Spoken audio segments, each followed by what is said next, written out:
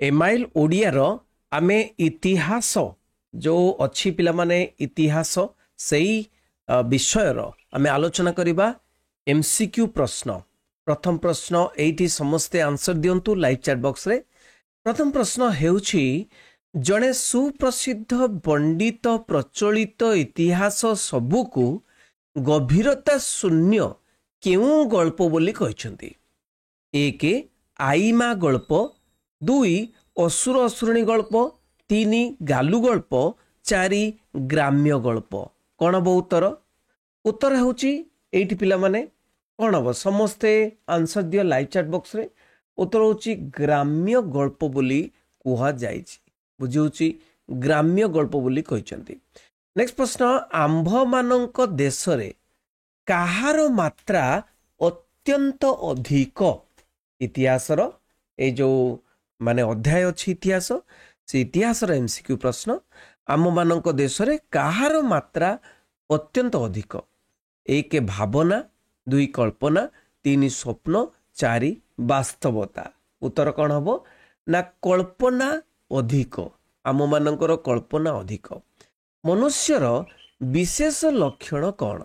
एक आत्मज्ञान लाभ, दुई तत्व निरूपण प्रयास, तीन अंतर्दृष्टि, चारि ईश्वर चिंता।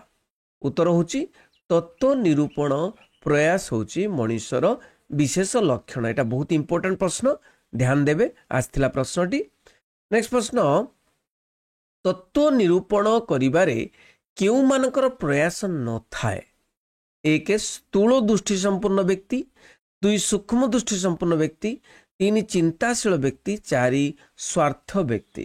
पिला माने एठी जो माने केवल स्थूल दृष्टि संपूर्ण व्यक्ति थांती, अर्थात केवल स्थूल ही देखा जाए, आखि आगरे जहा अच्छी ताकू ही देखा जाए, स्थूल ही देखा जाए। से माने तत्व को निरूपण करिया पई सूक्ष्म दृष्टि दरकार, तो तत्व निरूपण करि पारंती नाही। 5 नंबर प्रश्न, पिला माने तत्व निरूपणर करिबारे केउ मानकर प्रयास थाए? एक साधारण जनता, दुई सूक्ष्म दृष्टि संपूर्ण चिंताशील व्यक्ति, तीन भोगविलासी व्यक्ति, चारि स्वार्थपर व्यक्ति।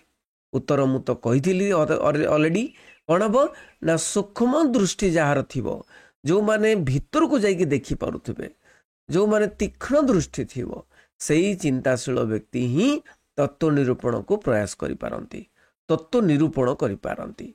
नेक्स्ट प्रश्न, तत्व निरूपण प्रयास प्रकृत पक्षे काहार विशेष लक्षण? एक भोगवादी मनुष्य, दुई त्यागवादी मनुष्य, तीन चिंताशील मनुष्य, चारि स्वार्थवादी मनुष्य। उत्तर कौन हम? जो माने चिंतन करती, जो माने चिंतन करती, जेमिति कि लेखक, कवि, दार्शनिक, जो माने चिंतन करती, चिंताशील मनुष्य, सेही माने तत्व निरूपण प्रयास प्रकृत पक्षे तांकरी विशेष लक्षण। नेक्स्ट प्रश्न, चिंताशील व्यक्ति जगु मानव समाजर केउ सर्वविध उन्नति घटी थाए? एक विषय वासना, दुई व्यक्ति व्यक्तित्व, तीन पुरुष पुरुषत्व, चारि वैषयिक और आध्यात्मिक। तो एठी पिला माने चिंताशील व्यक्ति द्वारा वैषयिक और आध्यात्मिक दीटा जाक। वैषयिक कौन? जहाँ आमे देखि पारुचु, जहाँ आमे देखि पारुचु, तेणु कौनसी भी उन्नति, बाह्य उन्नति को वैषयिक कहती, आउ भीतर उन्नति को आध्यात्मिक उन्नति कहती। दुईटा जाक सर्वविध उन्नति घटिता है चिंताशील व्यक्ति द्वारा। नेक्स्ट प्रश्न बहुत इंपोर्टेंट प्रश्न, फरासी राष्ट्र विप्लव कथा स्मरण कले आंभर कौन होता है? एक आनंद, दुई हृत्कंब, तीन दुख, चारि विडंबना। कौन होता है? उत्तर होची कौन ना आमर हृत्कंप होता है, माने हार्ट कंपन होता है, हृत्कंप। नेक्स्ट प्रश्न, अनंत प्रकृति सहित क्यों प्राणीर नित्य संबंध रही? एक अंडज, दुई स्तन्यपायी, तीन अंगज, चारि मनुष्य। कहार अछि ना मनुष्यर, एई मनुष्यर अनंत प्रकृति सहित नित्य संबंध रही। नेक्स्ट प्रश्न 10 नंबर, क्यों संबंधरू विच्छिन्न हेले मनुष्य जीवनर मूल्य किछि रहे नाही? मनुष्य जीवन मूल्य किछि रहे नाही केउ संबंधरू विच्छिन्न हेले? एक वैषयिक, ଦୁଇ ସାମ୍ପ୍ରଦାୟିକ, ତିନି ଅନନ୍ତ ଅତୀତ, ଚାରି ଆଧୁନିକତା। ଉତ୍ତର ହେଉଛି କ'ଣ ନା ଅନନ୍ତ ଅତୀତରୁ ବିଚ୍ଛିନ୍ନ ହେଲେ ଏଇ ଇତିହାସରୁ, ଅନନ୍ତ ଅତୀତ ମାନେ ଇତିହାସରୁ ବିଚ୍ଛିନ୍ନ ହେଲେ ମନୁଷ୍ୟ ଜୀବନର ମୂଲ୍ୟ କିଛି ରହେ ନାହିଁ।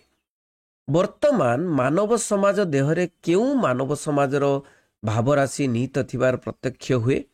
1 ସାମ୍ପ୍ରତିକ, 2 ଅତୀତ, 3 ଭାବାନ୍ତର, 4 କାଳାନ୍ତର। ବହୁତ ସୁନ୍ଦର ପିଲାମାନେ, ବହୁତ ସୁନ୍ଦର ଆନ୍ସର ଦେଉଛ। Very good, very good. ତେଣୁ କ'ଣ ନା ଅତୀତ ମାନବ ସମାଜ ଦେହରେ ଅତୀତ ମାନବ ସମାଜର ଭାବରାଶି ନିହିତ ଥିବାର ପ୍ରତ୍ୟକ୍ଷ ହୁଏ। ମଣିଷ ଜୀବନର ସମସ୍ତ ଘଟଣାର ଲକ୍ଷ୍ୟ ଓ ଗତି କେଉଁ ଆଡ଼କୁ ଯାଉଛି? 1 ଆଡ଼କୁ, 2 ଆଡ଼କୁ, 3 ଆଡ଼କୁ, ବିଭିନ୍ନ ଆଡ଼କୁ। ଉତ୍ତର ହେଉଛି କ'ଣ 1 ଆଡ଼କୁ। ମଣିଷ ଜୀବନର ସମସ୍ତ ଘଟଣାର ଲକ୍ଷ୍ୟ ଗତି 1 ଆଡ଼କୁ।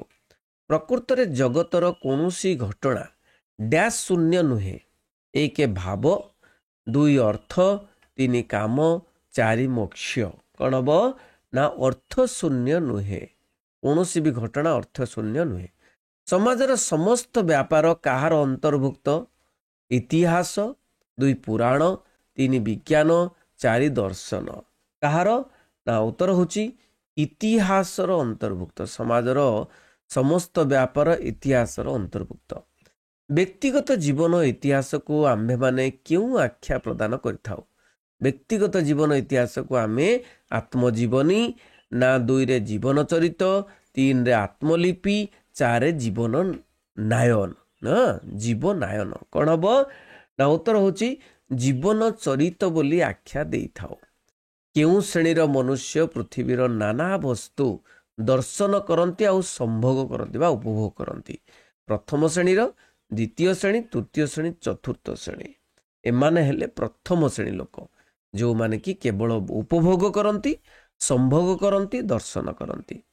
କେଉଁ ମାନବ ନିକଟରେ ଜଗତଟା କେବଳ ବିରୁଦ୍ଧ ଭାବାପନ୍ନ ହୋଇଥାଏ? ବିରୁଦ୍ଧ ଭାବାପନ୍ନ, ସେ ସବୁବେଳେ ନେଗେଟିଭ୍ ଚିନ୍ତା କରୁଥାଏ। ବିରୁଦ୍ଧ ଭାବାପନ୍ନ କେଉଁମାନେ?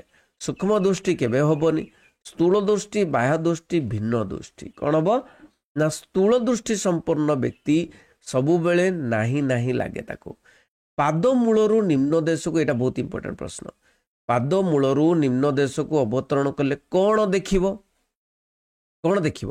1 ନର କଙ୍କାଳ, 2 ଦୁଃଖ, 3 ପାଦପରାଜି, 4 ପୃଥିବୀ ଦେଖିବ। କ'ଣ ଦେଖିବ ନା ଉତ୍ତର ହେଉଛି ନର କଙ୍କାଳ ଦେଖିବ। ପାଦ ମୂଳରୁ ନିମ୍ନ ପ୍ରଦେଶକୁ ଅବତରଣ କଲେ ନର କଙ୍କାଳ ଦେଖିବ। କେଉଁ ରାଷ୍ଟ୍ର ବିପ୍ଳବ କଥା ସ୍ମରଣ କଲେ ଆମର ହୃତ୍କମ୍ପ ହୁଏ? ଅସହଯୋଗ ଆନ୍ଦୋଳନ, ସିପାହୀ ବିଦ୍ରୋହ, 3 ଫରାସୀ ରାଷ୍ଟ୍ର ବିପ୍ଳବ, 4 ଭୂଦାନ ଆନ୍ଦୋଳନ। ଉତ୍ତର ହେଉଛି କ'ଣ ନା ସେ ଫରାସୀ ରାଷ୍ଟ୍ର ବିପ୍ଳବ କଥା ଶୁଣିଲେ, ସ୍ମରଣ କଲେ ଆମର ହୃତ୍କମ୍ପ ହୁଏ। ପ୍ରାଚୀନ କେଉଁ ଶାସ୍ତ୍ର ଐତିହାସିକ ସତ୍ୟରେ ପରିପୂର୍ଣ୍ଣ? ଧର୍ମଶାସ୍ତ୍ର, 2ରେ ଚିକିତ୍ସା, 3ରେ କାବ୍ୟ, 4ରେ ନାଟ୍ୟ। ପ୍ରାଚୀନ କେଉଁ ଶାସ୍ତ୍ର ଐତିହାସିକ ସତ୍ୟରେ ପରିପୂର୍ଣ୍ଣ କହିଲ ଦେଖି? ନା ପ୍ରାଚୀନ ଧର୍ମଶାସ୍ତ୍ର। ପ୍ରାଚୀନ ଧର୍ମଶାସ୍ତ୍ର ଐତିହାସିକ ସତ୍ୟରେ ପରିପୂର୍ଣ୍ଣ। କେଉଁମାନେ ଇତିହାସ ଲେଖନ ପ୍ରଣାଳୀର ଉନ୍ନତି ନିମନ୍ତେ ଅକ୍ଳାନ୍ତ ଭାବରେ ଶ୍ରମ କରୁଅଛନ୍ତି? କେଉଁମାନେ ଇତିହାସ ଲେଖନ ପ୍ରଣାଳୀର ଉନ୍ନତି ନିମନ୍ତେ ଅକ୍ଳାନ୍ତ ଭାବେ ଶ୍ରମ କରୁଛନ୍ତି? 1 ବିତ୍ତଶାଳୀ ବ୍ୟକ୍ତିମାନେ, 2 ପ୍ରତିଭାଶାଳୀ ପଣ୍ଡିତମାନେ, 3 ଭାଗ୍ୟବାଦୀ ବ୍ୟକ୍ତିଗଣ, 4 ପ୍ରତିପତ୍ତିଶାଳୀ ଲୋକମାନେ। କ'ଣ ହବ ଉତ୍ତର ନା ପ୍ରତିପତ୍ତିଶାଳୀ ନଥିବା ଲୋକମାନେ ହବ ନାହିଁ। କ'ଣ ନା କେଉଁମାନେ ଇତିହାସ ଲିଖନ ପ୍ରଣାଳୀର ଉନ୍ନତି ନିମନ୍ତେ ଅକ୍ଳାନ୍ତ ଭାବେ ଶ୍ରମ କରୁଛନ୍ତି। ବିତ୍ତଶାଳୀ ମାନେ ଧନୀ ବ୍ୟକ୍ତି। ଧନୀ ବ୍ୟକ୍ତି କେବେ ବି ହବନି, ନାଇଁ କି? ତ କ'ଣ ହବ ନା ପଣ୍ଡିତ ମାନେ, ଏଇ ଯେଉଁ ପ୍ରତିଭାଶାଳୀ ପଣ୍ଡିତ ମାନେ, ସେଇମାନେ ହିଁ ଚେଷ୍ଟା କରୁଛନ୍ତି, ସେଇମାନେ ହିଁ ଐତିହାସିକ ତାଙ୍କୁ କୁହାଯାଏ। ସେଇମାନେ ଇତିହାସ ଲେଖନ ପ୍ରଣାଳୀରେ ଉନ୍ନତି ନିମନ୍ତେ ଅକ୍ଳାନ୍ତ ଭାବରେ ଶ୍ରମ କରୁଛନ୍ତି। ପିଲାମାନେ ଏତିକି ଆଲୋଚନା କଲି, କେମିତି ଲାଗିଲା କହିବ।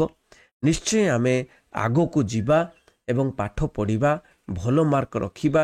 ଯେଉଁମାନେ ବି ତୁମେ ଜାଣିଛ 2025ରେ ଯେଉଁମାନେ ପରୀକ୍ଷା ଦେଇଛନ୍ତି, କେତେ ବଢ଼ିଆ ନମ୍ବର ରଖିଛନ୍ତି, 500 ଉପରେ ରଖିଛନ୍ତି।